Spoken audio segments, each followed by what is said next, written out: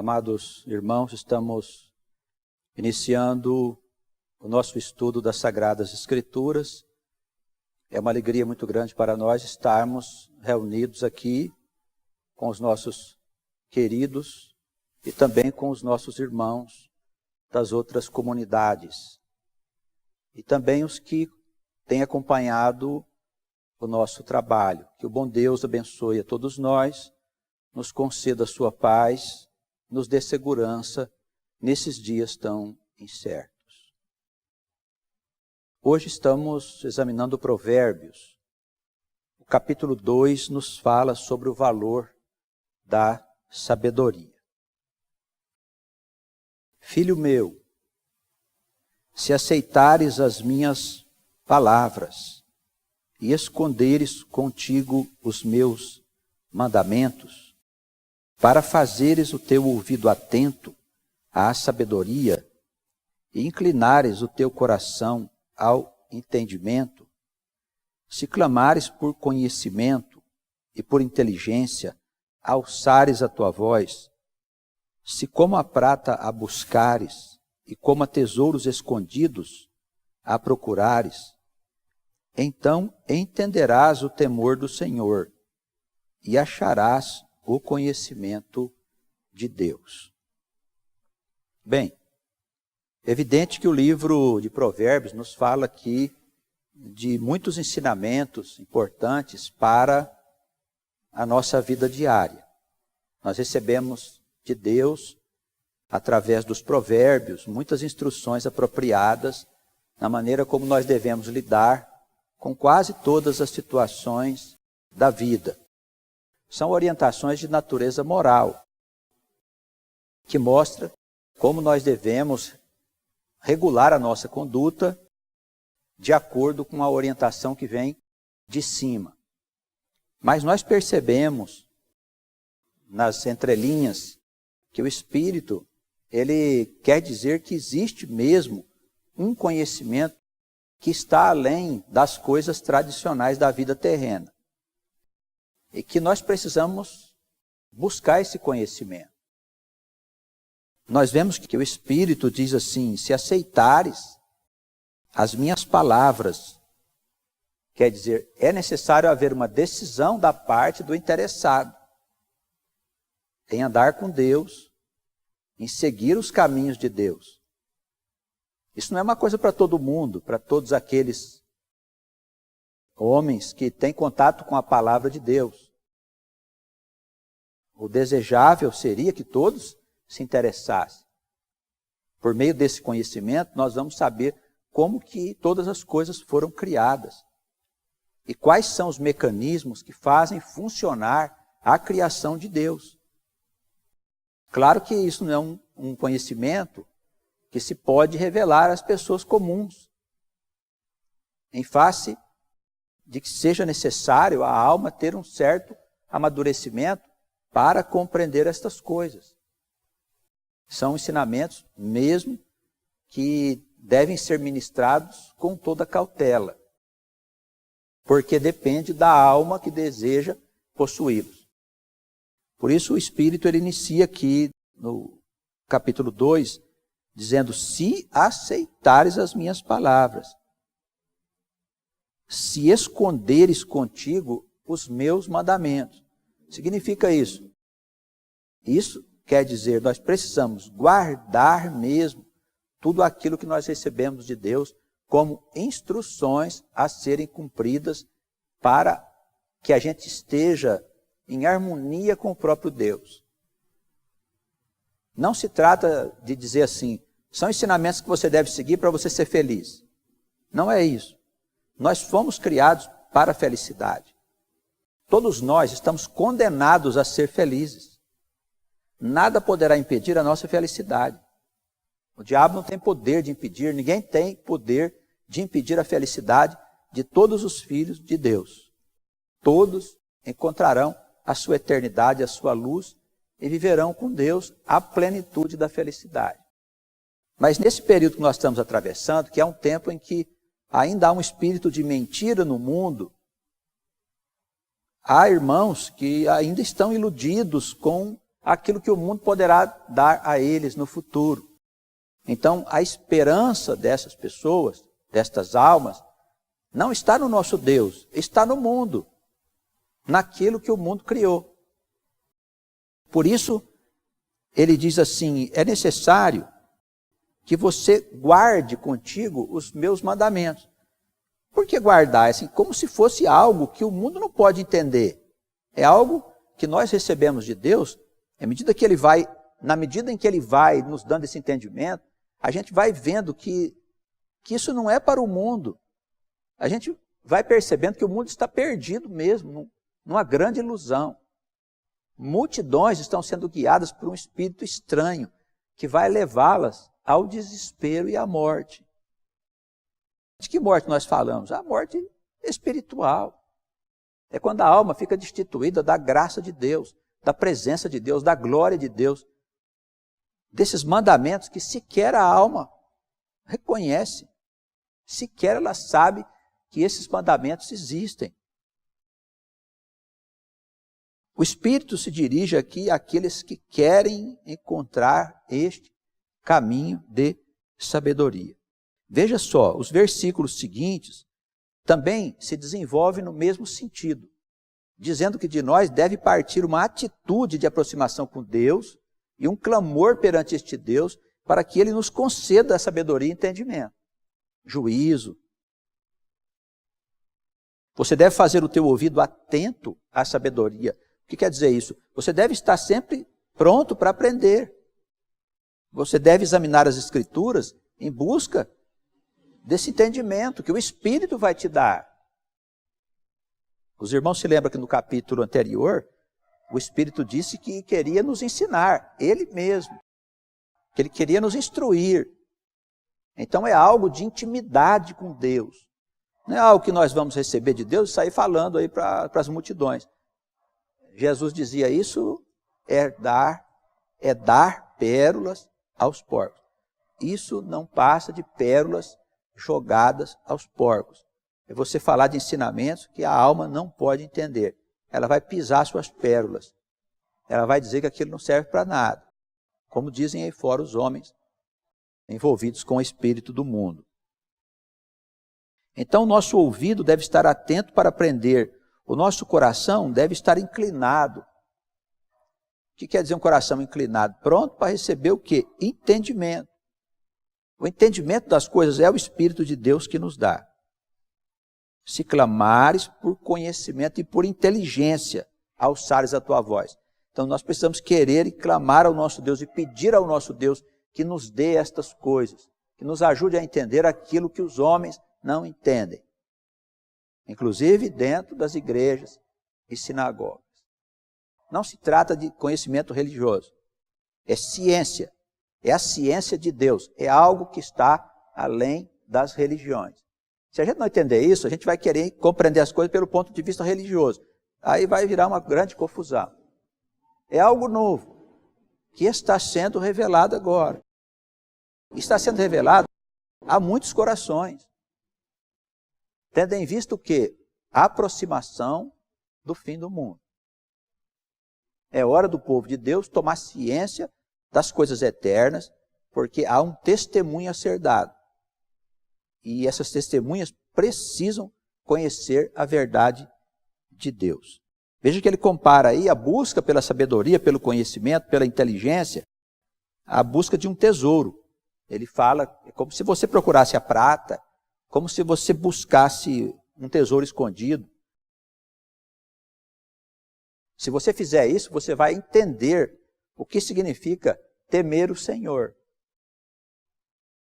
Por quê? Porque ele disse lá no começo, no primeiro capítulo, que o princípio da sabedoria é o temor do Senhor. Não é isso que ele disse lá? O temor do Senhor é o princípio da sabedoria. Então, para você entender isso, você precisa chegar ao Senhor com humildade. E ele vai te ensinar, vai dizer por que é assim que funciona a criação. A criação tem um mecanismo. E as coisas todas acontecem em torno desse mecanismo. Se você não conhecer isso, irmãos, nós vamos ficar perdidos. Só nos resta sermos religiosos, né? Porque o religioso não precisa compreender para crer, né? Basta ele crer e já está tudo certo, lá na religião. Basta ele crer, não precisa compreender. Então entenderás, versículo 5, o temor do Senhor e acharás o conhecimento de Deus. Então, o conhecimento de Deus é uma ciência, é algo que está além das coisas que até hoje foram reveladas. É algo que está além. Alguns pensadores pegaram aqui uma parte, outros pegaram ali uma parte, mas o todo não foi compreendido. É uma salada, filosofia, religião, teologia, é uma salada de conceitos que deram origem a essas muitas crenças que existem no mundo. É necessário que se trabalhe por uma ciência que promova a unidade de vistas em torno da forma como nós entendemos a criação. E é isso que está sendo revelado. O conhecimento de Deus vem dessa ciência. Nós precisamos trabalhar para que haja unidade de vistas. O que é a unidade de vista? Todos nós olharmos a criação de uma mesma forma, para que não haja essa grande confusão que tem no mundo em torno da interpretação sobre o que é Deus, o que nós estamos fazendo na Terra, por que o homem sofre, qual é a nossa missão, o que vai acontecer no fim dos tempos, o que é esse mundo futuro que os profetas falaram a respeito dele, que pouca gente tem conhecimento.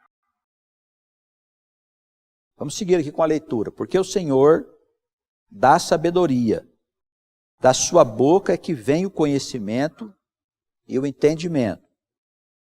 Ele reserva a verdadeira sabedoria para os retos, escudo é para os que caminham na sinceridade, para que guardem as veredas do juízo. Ele preservará o caminho dos seus santos. Aqui no versículo 6, a gente vê que a palavra Senhor, ela vem acompanhada aqui de letras todas em maiúsculo. Isso quer dizer o quê? Que nessa expressão em hebraico está aqui implícito a ideia de que Deus está presente, o eterno Deus, que é o Jeová. Então, é de Deus a sabedoria, porque nós falamos muito no Deus manifesto, que seria o Logos, o Verbo. Mas, na verdade, atrás do Verbo está aquele que promove o Verbo e toda a criação, que é o Criador. Então, nós não podemos entender que existe um conhecimento que não pertence a Deus. Tudo pertence ao eterno Deus. Todas as coisas pertencem a Ele, são promovidas por Ele. Entender esses mecanismos nos ajudam a compreender a própria vida. Porque sempre se partiu das Escrituras para entender Deus. Agora, nós estamos partindo de Deus para entender as Escrituras. Nós temos que compreender Deus. Ah, não dá para entender Deus. Conversa. É tempo do homem entender Deus. O conhecimento não está oculto, no sentido que você não pode ter acesso a ele. Mas é preciso querer. É preciso estar diante de Deus com toda a seriedade, sabendo que nós estamos tratando de coisas gravíssimas relacionadas com a criação do universo. Do universo e as formas, os mecanismos, como as coisas funcionam. Para quem quiser estar disponível. O conhecimento está disponível. É preciso entender essas coisas. Nós não podemos mais seguir sendo orientados pelo ponto de vista das religiões e doutrinas tradicionais. Elas tiveram seu tempo, seu espaço, seu papel. Mas agora nós estamos nos aproximando de algo que elas não conseguem entender a sua consequência e profundidade. É o fim do mundo. O fim do mundo é algo que as religiões tradicionais não têm qualquer ideia do que vai acontecer. É algo gravíssimo que vai acontecer no mundo. Um descontrole generalizado da vida e das coisas que nunca aconteceu na face da terra e que não vai mais acontecer, só vai ter uma vez. Tá bem? Então nós precisamos entender que tudo vem do nosso Deus. Da boca deste Deus, é do verbo, né? Vem o conhecimento e o entendimento, ele reserva a verdadeira sabedoria para os restos. Quer dizer, se você tem uma vida torta e toda danada, então dificilmente você vai ter acesso à sabedoria. Nós não estamos falando de você ser perfeito, não se trata disso. Porque todos nós sabemos da nossa imperfeição e de que só somos verdadeiros, sinceros, sábios, quando nós estamos em Deus e Deus está em nós. Então, dependemos de Deus em todas as coisas. Mas é preciso andar no caminho de retidão. O que significa isso? A gente não viver enrolado com o pecado. Essa história de que todos nós somos pecadores, não tem quem não peque. Jesus depois resolve o nosso problema. Vai devagar aí, porque você está começando a criar uma situação complicada e perigosa para a igreja, para o povo de Deus. Essa história de que todo mundo peca é conversa. Conversa do diabo.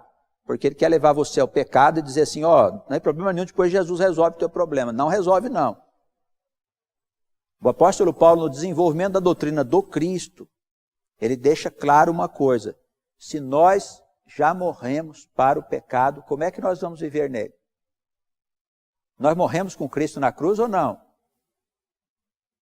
Se o nosso corpo do pecado, que tomava conta de nós, da nossa mente, do nosso ser, morreu com Jesus na cruz, quando eu aceitei Jesus como meu Senhor e Salvador pelo caminho da fé, eu morri para o pecado. Se eu voltar a habitar o corpo do pecado, se eu deixar ele habitar no meu ser, então o Cristo morreu em vão, dizia Paulo. Morreu em vão o Senhor na cruz?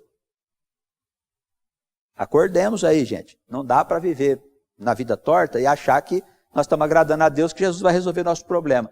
Mas eu ainda, pastor, estou em pecado. Então, meu amigo, se vira. Ora, clama, fica de joelho. Rompe com o pecado. Pede para Deus, Ele vai te ajudar. Mas não pense que você está num estado normal. Não, todos nós somos pecadores. Não há quem não peque. Então, vamos pecar? Vamos viver em pecado e achar que está tudo certo?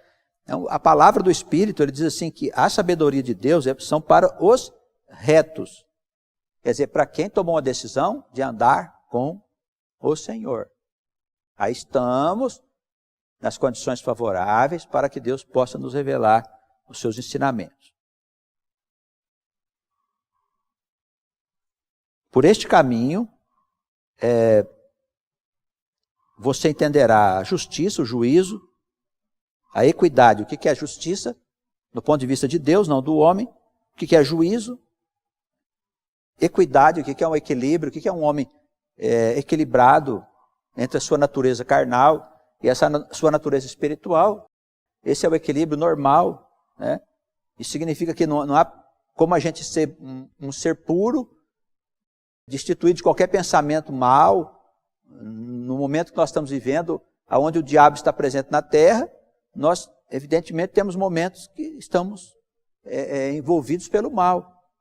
E temos que ter cuidado e vigiar nossa conduta para a gente não cair em tentação.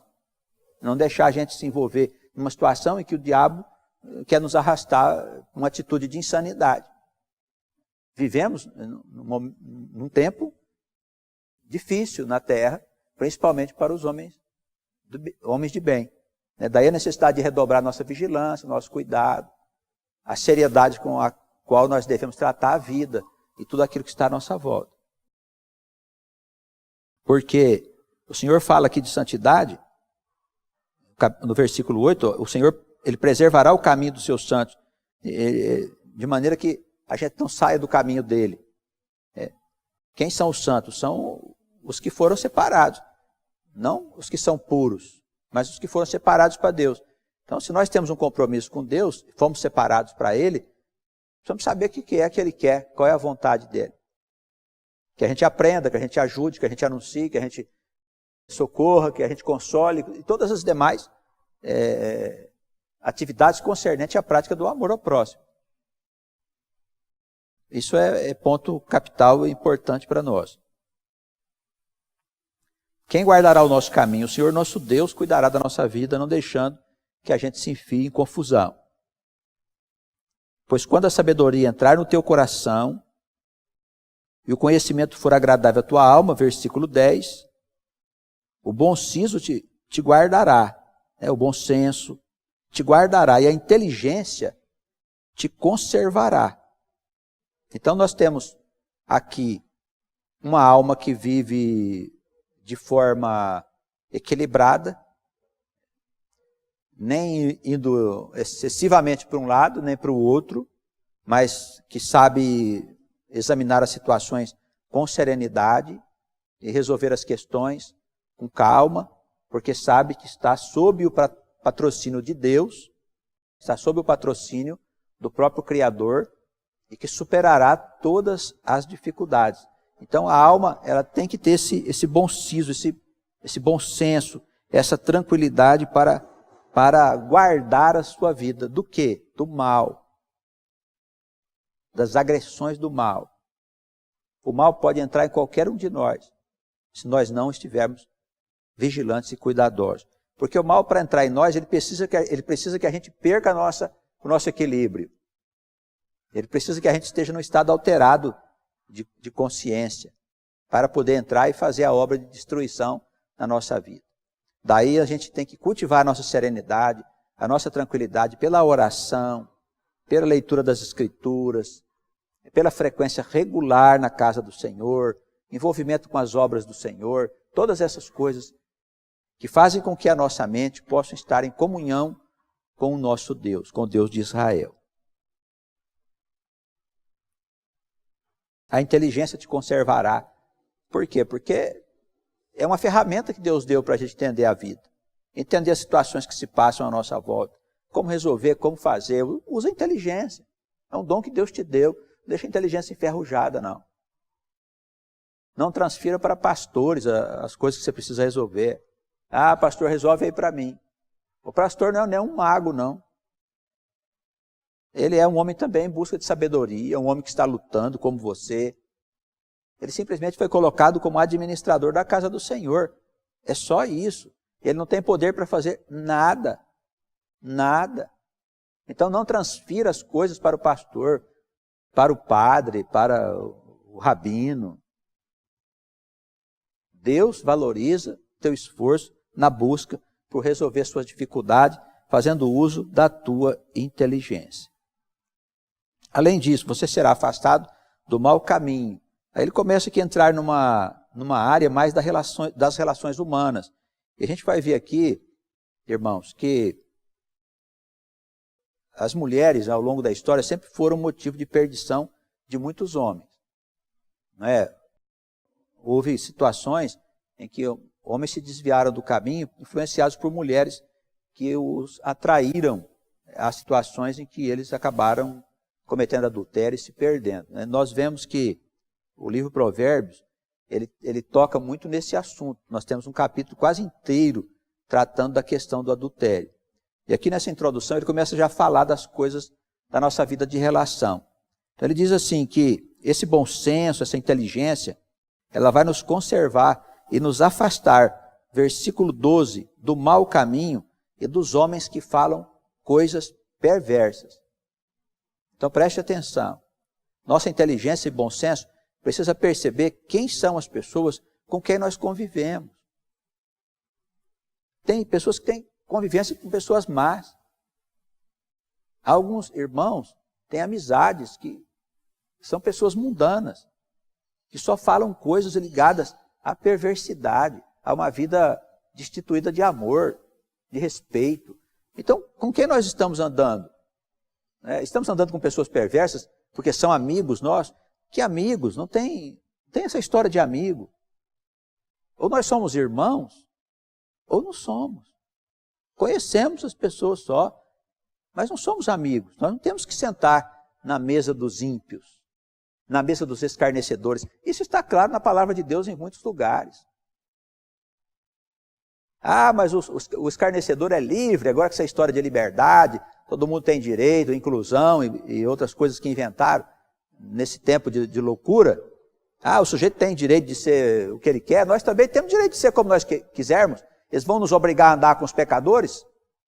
Vão nos obrigar a sentar na mesa de quem a gente não quer sentar? Deixa eles se enfiar lá na toca deles, no buraco que eles quiserem enfiar. Mas nós não temos que ter ligação com essa gente, irmão. Porque eles são influenciados por espíritos malignos, por energias nocivas. Os seus pensamentos se contaminam, eles contaminam o nosso pensamento. Contamina a nossa casa se nós levarmos essas pessoas nas nossas casas. Nós somos o povo de Deus. Nós somos uma geração que foi escolhida para ser luz de uma humanidade pecadora que não sabe discernir o que é a mão esquerda da direita. Como é que nós vamos ter amizade com pessoas que vivem enterradas no pecado?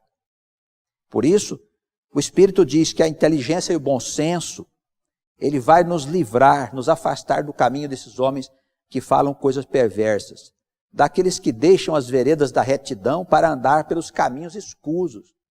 Pois fala aqui de pessoas que eram irmãos, que deixaram de ser e começaram a fazer coisa errada. Irmãos, perdemos a amizade imediatamente, não tem essa história não. De vez em quando some um irmão, você viu se ele entrou num buraco, você tenta ajudá-lo. Não, ele quer seguir aquele caminho, acabou, deixe que ele siga o seu caminho. Mas e os tempos que nós vivemos juntos? Foram tempos que nós vivemos juntos. O que interessa é a nossa vida com Deus. Se o irmão está caminhando no mesmo caminho que nós, se ele crê no mesmo Deus, e se ele está sendo guiado pelo mesmo propósito deste Deus, que nos guia, então é irmão nosso. Não tem essa história de amigos. Amigo é uma coisa bem do mundo mesmo. Qual o compromisso que o amigo tem com o outro? Nenhum compromisso. O que a amizade estabelece de compromisso? Tem aí alguma instrução sobre isso? Não tem instrução nenhuma. Geralmente as amizades do mundo se formam por interesses materiais. Os seus amigos é lá não sei onde você trabalha, porque você tem teu colega lá que trabalha e faz a mesma coisa que você, mas os interesses são materiais, não são interesses eternos, verdadeiros, espirituais. Tanto que a pessoa é amiga até você pedir alguma coisa para ela, né? Ela não tem a obrigação de te ajudar em nada. O amigo não tem a obrigação de te ajudar, presta atenção. O irmão tem dever de te ajudar. É outro ponto de vista. Nós somos diferentes dos outros irmãos? Somos sim diferentes. Dos outros homens? Somos sim diferentes dos outros homens. Eles são nossos irmãos, mas nós fomos chamados por Deus para um propósito. De sermos orientadores de um mundo que está perdido. Nós somos chamados para isso, irmãos. Vamos viver misturado com eles, como se nós fôssemos como eles? Não somos, somos diferentes mesmo. Querem saber como? Nós temos orientação de como viver. Os modelos da vida estão revelados aqui nas Escrituras Sagradas. Enquanto não forem proibidas, né? Nós vamos orientar por ela. É capaz de algum dia eles proibirem, né? Os pecadores não gostam da Escritura. Jesus dizia por que eles não gostam da Escritura? Porque a luz mostra os seus pecados, as coisas erradas que estão fazendo. Não gosta de Jesus porque Jesus mostra o que está errado no que vocês estão fazendo. É isso. Mas se gostam das trevas, ficarão com elas. Ficarão com elas.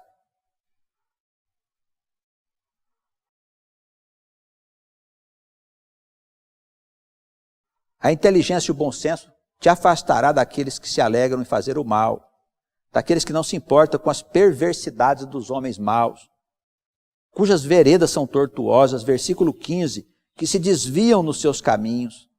E aqui ele fala, vai te afastar da mulher estranha, sim, da estranha que lisonjeia com suas palavras, que deixa o guia da sua mocidade e se esquece da aliança do seu Deus. Falando de homens que abandonam os valores e as regras de Deus para se entregar a uma aventura com mulher. Está bem escrito aqui. Né? Porque a casa da mulher se inclina para a morte. Mulheres adúlteras, né? Hoje também o pessoal está defendendo as mulheres, etc. Também acho que há uma série de injustiças que são cometidas, né? Com mulheres, agressões de homens e tantas coisas tristes que nós vemos todos os dias no meio de comunicação. Mas há um certo exagero, né? Parece que a mulher agora foi transformada numa pessoa santificada. Ninguém pode falar nada a respeito de mulher que é um absurdo. Né? As mulheres são almas como homens. Do mesmo modo que homens são inclinados ao pecado, as mulheres também ou não. Então os homens são pecadores, as mulheres não. É a mesma coisa. Então aqui há uma situação em que a palavra de Deus diz que uma mulher pode atrair um homem, mas um homem pode atrair uma mulher também. para uma situação de transgressão em relação ao adultério. O que a palavra diz é que isso aqui é uma casa de morte. Significa que se o homem fizer, ele vai sofrer as consequências disso. Se a mulher fizer, vai sofrer as consequências. Com certeza, irmão. Com certeza. Acha mesmo que você pode fazer o que você quer? E ninguém vai falar nada. Quer dizer, não tem um Deus que está vendo o que você está fazendo? O diabo fez uma coisa interessante, que foi criar a ideia de que Deus fica no céu e você tem que se virar aqui na terra. Você tem que lutar contra o mal, e tudo bem, só que o homem acha que está fazendo a vontade de Deus. Então o homem faz a justiça no ponto de vista dele, né? O juízo no ponto de vista dele. Ele não quer saber o que Deus diz. A palavra de Deus está cheia de instrução sobre a vida. Sobre a vida. Infelizmente, as pessoas não se interessam. Por quê? Porque não creem em Deus. Estão envolvidas no materialismo. Estão envolvidas por esse espírito louco que entrou no mundo, dizendo que todo mundo tem direito. Dever ninguém tem, só tem direito. Todo mundo tem verdade, né? Todo mundo é sábio agora. É sábio, você não precisa estudar mais. Ele virou sábio agora. Tem internet para ele mostrar a sabedoria dele. Não precisa fazer nada. A opinião do idiota está junto com a opinião do sábio na internet. E muita gente acha que o idiota é mais sábio do que o sábio mesmo, porque, de uma forma geral, as massas são ignaras. De uma forma geral, as massas são medíocres, destituídas de conhecimento, nem da própria vida. Hoje vivemos uma situação de tristeza, de ausência de educação, nem no lar não tem educação, famílias desestruturadas, de crianças que já nascem cheias de problemas, cheias de perturbações, cheias de anomalias comportamentais, chamadas doenças da modernidade. O que é a doença da modernidade? A ausência de Deus. Deus tem modelo. Alguém se interessa? Ninguém se interessa. Os grandes problemas da vida humana e do comportamento dos homens e mulheres estão regulamentados por Deus. Todos os comportamentos estão regulamentados aqui, ó, nas Sagradas Escrituras. Ninguém se interessa. Aí o homem acha que quer fazer justiça pelas suas próprias mãos. Ah, então vai fazer assim? Não quer ouvir Deus? Não, não quero. Então, fique à vontade. Vai dar problema. Tá? Você vai ver o tamanho do problema que vai dar. Por desconsiderarem a existência de Deus e os seus conselhos. Então você que é um homem casado, tome cuidado com mulher, viu?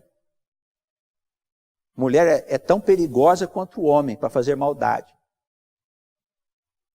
Você que é uma mulher casada, tome cuidado com o homem, viu? Que o diabo, através dele também, pode te levar para o buraco.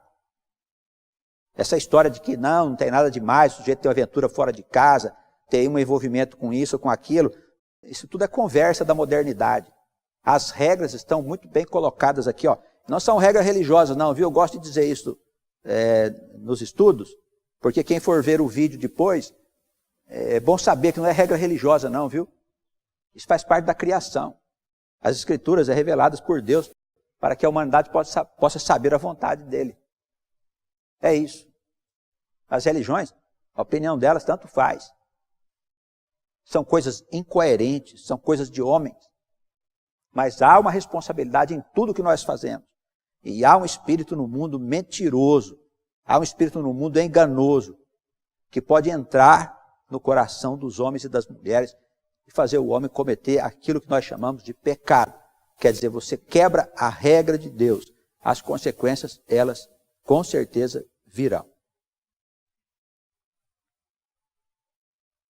Nós vamos voltar a falar de adultério, que há um capítulo nesse livro, em Provérbios, que só trata de adultério.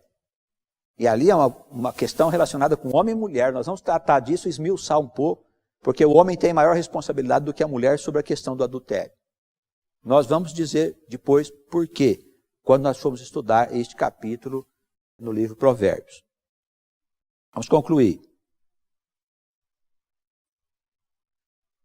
A inteligência e o bom senso te ajudarão a andares pelos caminhos dos bons, versículo 20, e te conservares nas veredas dos justos. Porque os retos, preste bem atenção aí na palavra, porque isso é importante a gente saber, viu, irmãos? Para acabar com as mentiras do diabo. Os retos habitarão a terra e os íntegros permanecerão nela. Que terra? Está falando aqui da terra de Israel, Nova Jerusalém, Jerusalém lá, Nova Canaã, não está falando dessa terra. De que terra a palavra está falando? Está falando do mundo, do planeta. Então o mundo não vai acabar. Não é só essa passagem, há muitas outras passagens nas Escrituras, dizendo que os mansos herdarão a terra, os retos permanecerão nela. O que vai acontecer com os pecadores? Os ímpios, versículo 22, serão arrancados da terra. De que terra? Do Egito? Israel? Da terra. Se fosse de Israel, o Espírito diria de Israel. Não está dizendo de Israel, está dizendo da terra. Então, a retidão, o conhecimento de Deus, o temor de Deus nos credenciará a permanecermos nas veredas da justiça. Quer dizer o quê? Dos caminhos longe das tragédias, das desgraças do mundo, e farão com que nós venhamos a habitar a terra, permanecendo nela para sempre. Tá bem? Isso aqui tem a ver com o futuro do mundo, com o nosso nascimento no mundo futuro, com aquilo que está prometido conforme as Escrituras Sagradas. Os ímpios, porém, serão arrancados da terra. Os aleivosos serão delas exterminados, não permanecerão. Claro que está em curso um juízo. Claro, evidente que o juízo de Deus está em curso e há muito tempo. O juízo não é uma coisa assim, foi resolvido por Deus, porque o mal tomou conta da terra, então nós vamos agora fazer o juízo. Não, o juízo já está há muito tempo pronto para ser realizado. Jesus só veio dar o start, só no tempo de transformação que conduzirá ao juízo. E nós temos que nos preparar devidamente para isso. Que Deus possa nos abençoar, nos ajudar a compreender melhor os ensinamentos das Sagradas Escrituras, nos livrando das antigas concepções filosóficas e religiosas, doutrinárias, para que um novo espírito possa se formar no nosso coração. Nós precisamos nos permitir a isso, irmãos. Não faça a injustiça de tentar entender as coisas que Deus está revelando pelo ponto de vista da igreja evangélica ou católica ou do judaísmo como religião. Não siga esse caminho. Essas religiões tiveram um importante papel na humanidade. Mas agora é um outro tempo. Se a gente não compreender isso, nós vamos ficar perdidos quando vier o fim dos tempos. E ele não deve demorar, viu, irmãos? Não deve demorar pelos sinais que estão se manifestando na sociedade. A inversão de valores, a confusão de conceitos, opiniões, é tudo divergente, não tem nenhuma opinião que converge uma com a outra. Presta atenção. Entra na internet, no site de notícia, e vê a opinião dos jornalistas. Nenhum jornalista concorda com o outro. Já viu isso? Nenhum. Todos são discordantes. Cada um dá a entender que a ideia dele é que é a certa. Tá? Esse é o espírito que hoje está no mundo. Como não há referências, né? Jornalistas geralmente são materialistas, ateus. As opiniões são as mais divergentes possíveis. Influenciando a sociedade, influenciando os governantes, é uma desordem que está se instalando no mundo, em todos os lugares. Não é uma questão só do Brasil, em todos os lugares. Que Deus nos ajude, nos abençoe, nos conceda sabedoria, paciência, bom siso, inteligência, para nós governarmos a vida. Que o Espírito de Deus permaneça com todos nós, em nome de Jesus, nosso Senhor. Amém.